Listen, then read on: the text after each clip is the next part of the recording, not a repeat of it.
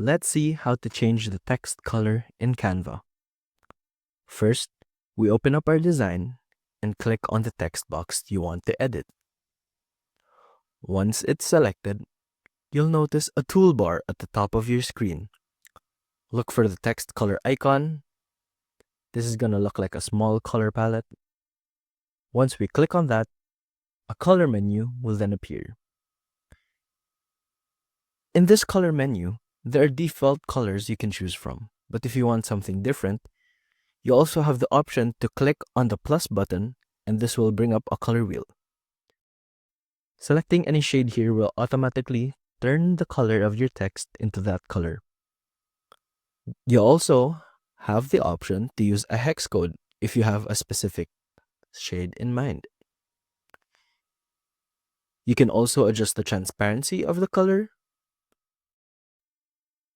here, like that.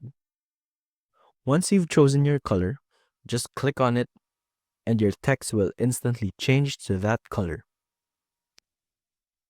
You can adjust the color until you're satisfied with it.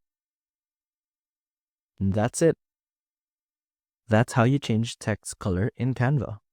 See you soon.